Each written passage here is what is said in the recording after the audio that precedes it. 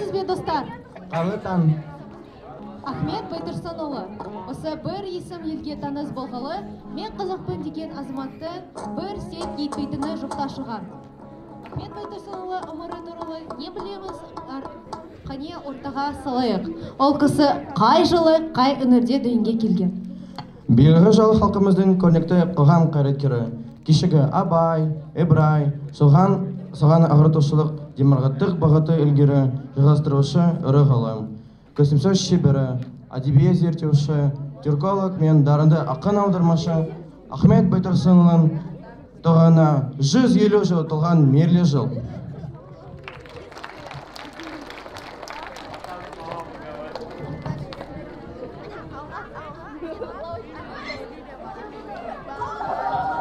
Қайырлы таң, құрметті оқушылар мен ұстаздар. Мен 6-шы А сынып оқушысымын, Жанайдарова Амина Серікқызы. Бүгін мен сіздерге Ахмет Байтұрсынұлы туралы айтып беремін. Ахмет Байтұрсынұлы 1872 жылы 5 қыркүйекте дүниеге келген. Олының туған жері Қостанай облысы Жанакелді ауылы және Ақкөл ауылында келген. Ал 8 желтоқсанда 1937 жылы Алматы қаласында қайтыс болған. Оқушылар, білесіздер ме? Ахмет Байтұрсынұлы көптеген қызметті атқарған. Олар ақын, педагог, зерттеуші ғалым, публицист, қоғам қайраткері және де аудармашы. Ахмет Байтұрсынұлы 1882 жылдан бастап 1884 жылға дейін ауыл мектебінде оқыды. Ахмет Байтұрсынұлы 1895 жылда ұстаздар мектебін бітті. 1895 жылдан бастап 1909 жылға дейін Ахмет Байтұрсынұлы Қостанай, Ақтөбе және де Қарқалы облысында мектеплерінде ұстаз қызметін атқарған. 1909 жылы Ахмет Байтұрсынұлы патша үкіметіне қарсы шыққаны үшін Семей түрмесіне жабылды және де 1910 жылы жер аударған. Ахмет Байтұрсынұлы 1913 жылдан бастап Орынбордағы қазақ газетін ұйымдастырып, 1917 жылға дейін оның бас редакторы болған. Ахмет Байтұрсынұлы 1925 жылдан бастап 1929 жылға дейін қазақ институтте оқытушы болған. 1929 жылы Ахмет Байтұрсынұлы түрмеге жабылып, оның жұбайы мен қызы Томскіге кетті. 1937 жылы Ахмет Байтұрсынұлы тамыз айында жабылға алынды және де 1937 жылы 8 желтоқсанда халық жауы себебіне бойынша атылды.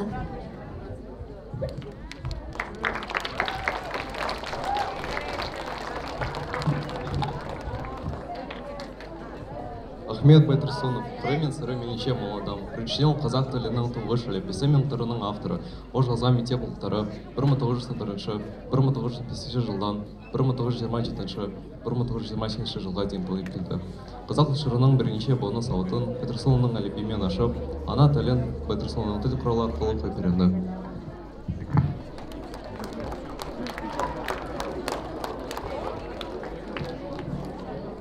Ахмет Байтұрсынұлы халық ән, күй, өнеріне де терең ой жіберген ғалым. Александр Викторович Затаевичтің айтуынша, ол шебер домбырашы, әнші болған. Халық әндерін, күйлерін жинаған және олардың шығу тарихын да білген.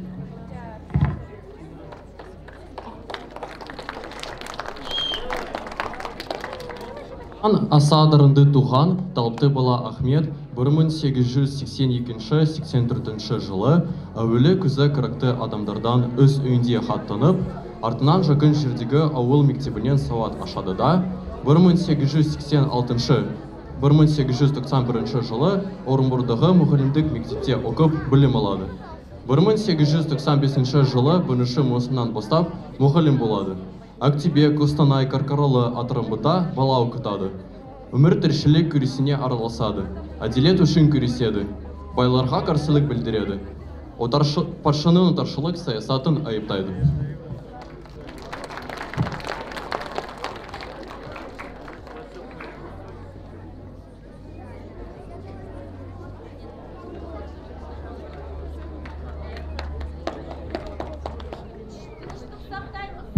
Бір 1901 жылдан қолы бос кездерде өзі ізденіп сан алуан кітаптар оқиды, әдебиеттен айналысады, оқу қолдарын жасайды, өлең жыр тудырады.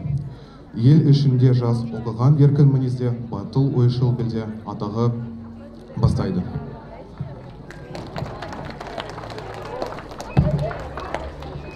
Бір 1937 жылы екінші рет ұсталып, Сталиндік репрессияға ілініп атылады.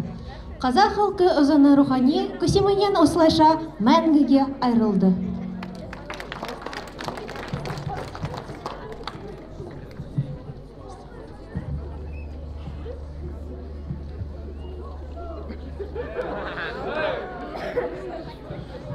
Байтұрсынов Ахмет Байтұрсынұлы 1872 жылы Торғай губерниясында бай болыстың семьясында туған. Олды қазақ. Ол үкіметке қарсы Алаш партиясы олшылдардың жасырын ұйымы. Бұл партия Совет үкіметіне қарсы қастандықтар ұйымдастырған. Байтұрсынов жат пиғалды революцияға қарсы еңбекшілдер үкіметтің жек көретін адам. Барып тұрған халық жауы Байтұрсыновтың айыбы. Жасырын қазақ ұйымына енген және ұйымдастырушылардың бірі, ол жасырын түрде ұлшылдық бағыттығы Алаш партиясын ұйымдастырған. Қазақ әдебиетіне, баспасөзге сол арқылы теріс ықпал жасаған. Қылмыстық істер кодексінің 58 бабының 7, 8, 11 тармақтарына сай Ахмет Байтұрсынов атылсын. Қинамайды абақтағы жапқаны, қиын емес дарға асқаны, атқаны. Маған ауыр осылардың бәрінен өз ауылының иттері ұрып қапқаны. Мен өлсем де өлемін жыным менен, тәннен басқа не алар ем өлім менен. Өлген күні апарып тағыра көр, мен жоқ болман көміліп тәнім менен. Тән көмілер көмілмес еткенісің, ойлайтындар, мен емес бір күнгісің. Жыр тұқпаса, ұқпасын, жабықпаймын. Ел бір күншіл, менікі ертеңгі үшін.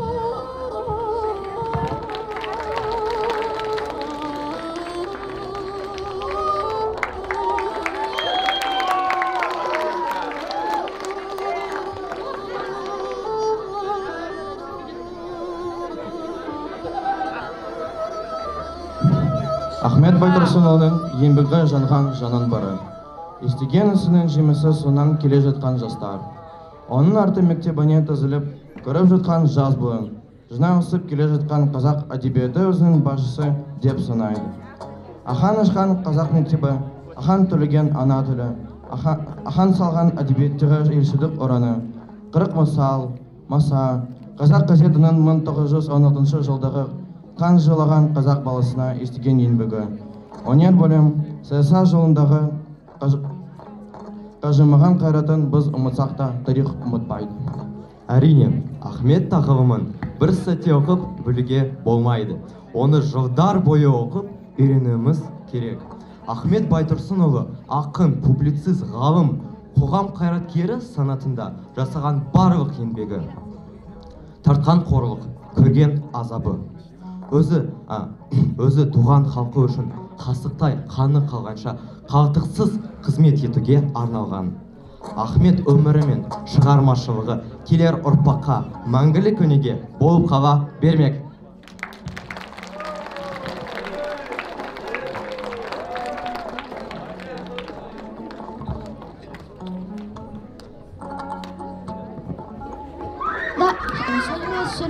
Ақындар мен жазушылар оқушылар Ахмет Байтұрсыновқа арнап өз жырларын жазған. Мен өз арнауымды айтып беремін. Көп оқыдың, көпте білдің бәрінен, ақыл дедің, бәріне де мәлімен. Халық жауы деген жала жапты да, ала ұстатты, бірақ қалды тәрбиең. Көп тарттың сен отшылдықтың азабын, көп тырыстың тудырам деп ғажап күн. Тұңғыш рет ашып қазақ газетін, атандың сен ақыны боп қазақтың. Көре-көре от жалының тозақтың, ұғындың сен машақатын мазақтың. Тұңғыш рет жасап әлі бейімді, атандың бас қалыма қазақтың.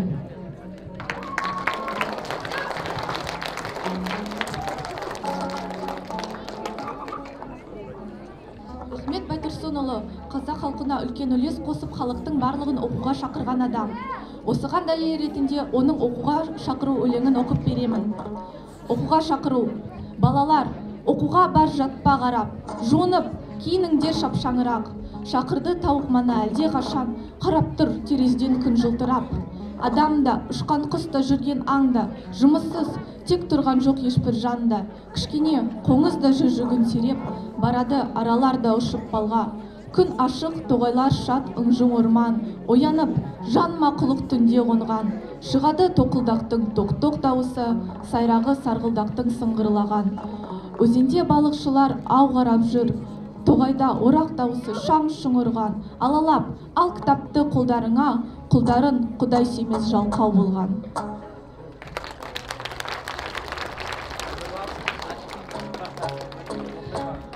1905 жылы Георгий Потанинге 80 жылдың атып өткен болатын.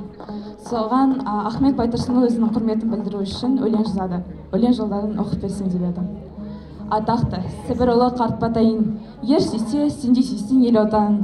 Қазақсың, қалмақсың деп алалау жоқ, отанның тең көресің барша жанын. Қазаққа Потайиннің атардақты еміштіңі біліп отыр қанша жалын. 80-ді сен атқардың жұмыспенен, күндерде қарлы жаңбыр жүріспеген. Өзіңді көзіңе айтып мақтау емес, біз сізде ісің айғақ тұр істеген.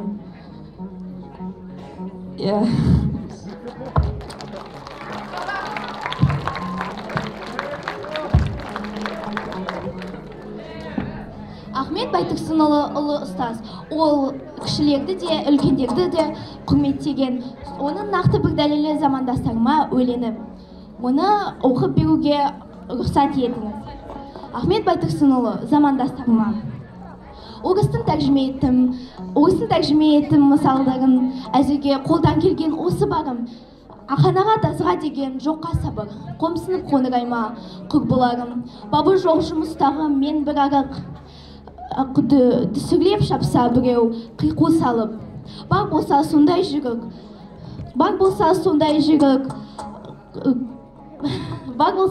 жүрік, қызар деймін.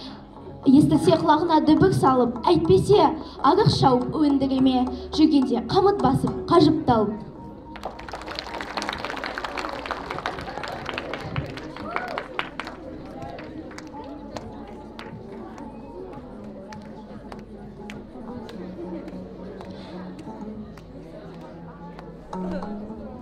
Құрметті ұстаздар, құрметті оқушылар. Бүгінгі жиналып отырған себебіміз Ахмет Байтұрсынұлы күні. Ал өздеріміз білетіндей, тарих пәнінен өтетіндей, қазақ халқының басына небір қиын замандар өтті. Сол кезде ұлыларымыз қанша асылдарымызды құрбан еттік. Сол секілді ұлт ұстазы, мемлекеттік қайраткер, ақын, жазушы, әрі алашордашы Ахмет Байтұрсынұлы да ұлт пен ұрпақ жолында өз-өзін құрбан етті. Ахмет атамыз елінің ертеңі, қазақ халқының болашағы үшін өз жанын берді. Біз өз көзімізбен көрмегеннен кейін сол кездің нәубетін, сол кездің қиындығын сезіне бермейміз. Дегенмен, біз тарихымызды, өткен күнімізді білмей, болашақты болжай алмаймыз. Қандай елді алмасаңыз да, оның ел болып қалыптасу үшін еңбек еткен тұлғалар, Ахмет атамыз сияқты тұлғалар көп. Сонымен, демек, оның біздің жүрегімізде алатын орны үлкен. Біз оны құрметтеп, ешқашан ұмытпауымыз керек. Бүгінгі 150 жылдық мерейтойын жақсылап атап өтуіміз керек. оның еңбегі қазақ халқына жасаған жақсылығы өте көп. Қазақ газетін шығарды. Қазақ радиосын өлкеге таралуына себепші болды. Қазақ газетінің бас редакторы болды. Және Алаш ордашы, әрі өзінің халқына еңбек еткен ақын, жазушы, елдің көзін ашушы, ұлт ұстазы болды.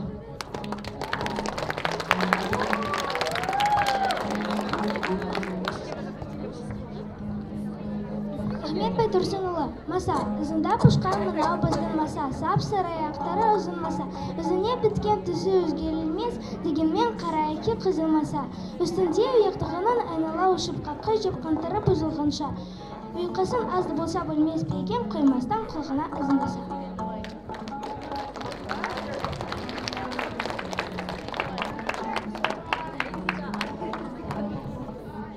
Ахмет Байтұрсынұлы, оқуға шүкіру.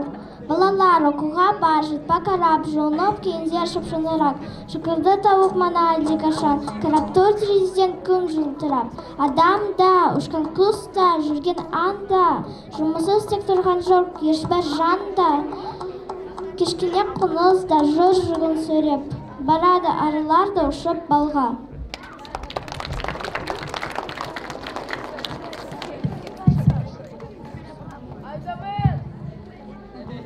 Сәлеметсіздер, құрметті оқушылар, қымбатты ұстаздар, бәрекелді. Ахмет аталарың айтады: қазағым елім, қайқайып белің, сынуға тұр таянып. Талауда малың, қамауда жаның, аш көзіңді оянып.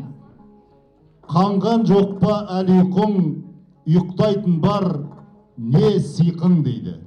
Осылайша Ахмет Байтұрсынұлы, ұлттың ұлы ұстазы, Алашорда үкіметінің негізін қалаушы, қоғам мемлекет қайраткері, аудармашы, публицист, айта берсеңіз бір басында бірнеше өнер, дарын, ерекшелік, қабілет сыйған Ахмет Байтұрсынұлының еңбегінің, соның үлкен, зор үлесінің арқасында міне біз осындай бақытты ғұмыр кешіп отырмыз. Мына бүгінгі сіздердің осында ойнап күліп, кереметтей осындай мектепте оқып отырғандарыңыз, сіздердің бүгінгідей осындай шаттықта, жақсы күнде жүргендеріңіз осы Ахмет сияқты біздің ұлы тұлғаларымыздың арқасы. Сондықтан осындай ұлы тұлғамызды республика көлемі бойынша ЮНЕСКО дәрежесінде 150 жылдығын біз тойлап жатырмыз. Бүгінгі осы мектепте де осындай шараның өтуі, осы ұлт ұстазын құрметтеу, дәріптеу, ұлық тұту. Ол ең алғаш білесіздер, мына қолымдағы газет, Қазақ газетінің авторы жаңа Лашын, Талшын Дүйсехан айтты. Ең алғашқы қазақ әліпбиінің авторы, ең тұңғыш рет қазақ газетінің шығарушысы, қазақ радиосының осы ұлы далаға таралуына бастамашы болған, және осы қазақтың кең байтақ жерінің шекарасының сызылуына үлес қосқан сондай ұлы тұлға. Сондықтан біз олдай ұлы тұлғаны білуіміз керек. Оны білу үшін біз ізденуіміз керек.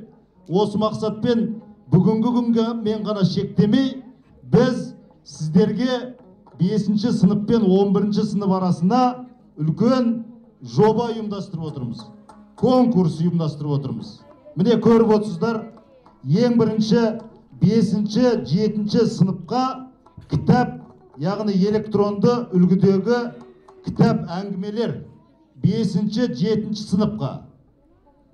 Міне мынандай суретімен оның мазмұнын ашатын осындай бір керемет қып электронды нұсқада 5-ші, 7-ші сыныптарға кітап әңгімелер нұсқасын жасауларыңызға болады. Бұны қайдан жасайсыздар? Бұны Story Jumper деген платформа арқылы жасауға болады. Story Jumper естеріңізге болсын. Жарай ма? 5-7 сыныпқа. Екінші анимациялық презентация. Яғни анимация деген сіздер жақсы білесіздер. Бұл 8-9 сыныптарға арналған. Бұны қайдан табамыз? Бұны қай жерде жасаймыз? Geniali, Canva, Amazing платформаларынан осы мынау Ахмет Байтұрсыновқа арналған анимациялық презентацияны жасай аласыздар. Бұл 8-9 сыныпқа. Одан кейін 3-ші деректі инфографика. Деректі инфографика дегенді білесіздер, я? Осы Ахмет Байтұрсынұлы туралы көптеген деректер бар. Міне сол деректерді сіздер инфограм платформасында жасай аласыздар. Бұл міне көріп отырғандарыңыздай әртүрлі деректерді осындай инфографикаға келтіріп жасайсыздар. Бұл 10-11 сыныптарға арналған. Сонда біз 3-ке бөлеміз. Осы 3 бөліп арасында конкурс болады. Және сіздер жақсы білесіздер, біздің осы Шоқан Уәлиханов жекеменшік мектебінің құрылтайшысы Әсел Иманғалиқызы эколог, және экологияны өте жақсы сақтауға біз барлығымыз сол кісінің бастамасымен сондай бағыттамыз. Сондықтан мына барлық жасайтын нәрселерімізді электронды нұсқада жасаймыз. Өйткені қағаз ертең қалып, ол қоқысқа айналуы мүмкін. Сондықтан электронды нұсқада жасаймыз осының бәрін. Түсінікті ма? Ендеше барлықтарыңызды осы конкурсқа қатысуларыңызға сәттілік тілеймін. Бұның уақыты 2 апта. 2 аптаның ішінде жаңа көрсетілген бойынша 5 пен 11 сыныптың арасында сіздерді конкурста күтеміз. Жеңісті күндерде жолыққанша, құрметті оқушылар, түсінікті ма? Бәрекелді. Ендеше барлықтарыңызға жеңіс тілейміз. Енді микрофонды мен Жандарбек ағайларыңа ұсынайын.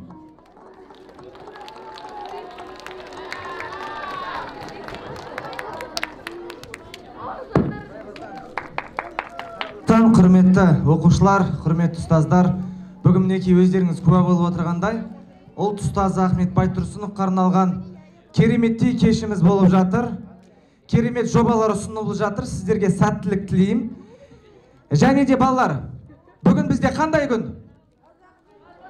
Жұма, қазақ тілінде сөйлейтін күн. Сондықтан ұмытпаймыз. Осы кереметтей күнімізді бастау үшін мен сіздермен бірге, Қадыр Мырзалиевтің сөзіне жазылған Ескендір Хасанғалиевтің әні Атамекен әнімен сіздермен аяқтағым келіп отыр. Барлығымыз бірге шырқайық, орнымыздан тұрып, бірге шырқайық.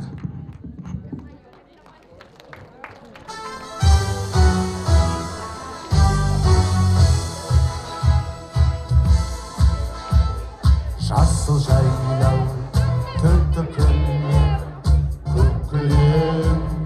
көкіремде көп ойнаймын көп көлем маңдайымнан сипап өткен самалдың қазағымнан алақаны деп білем қайда жүрсем атамекен көкейімде жатар екен күннің өзі ұясына қимай оны батар екен жасыл жайлау төрті күннен көкіремде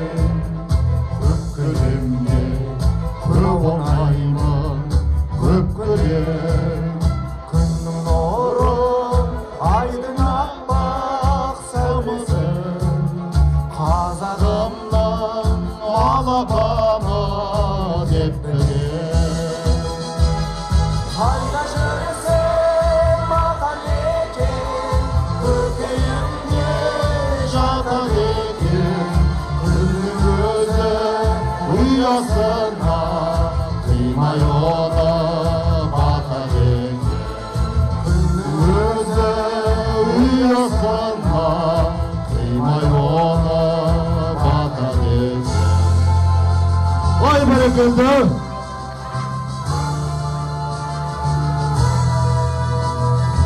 Әне бірге бәріміз! жасыл жайлау төрті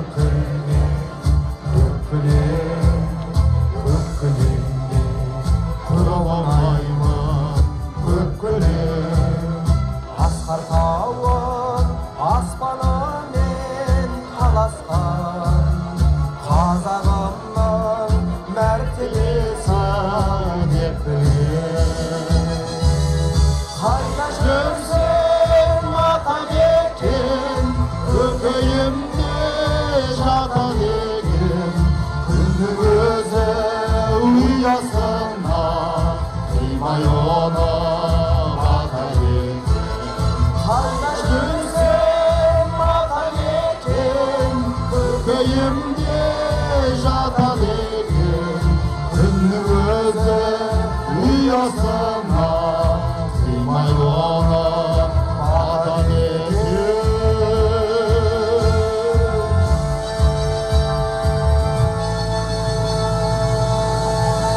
Бәрекелді, рахмет.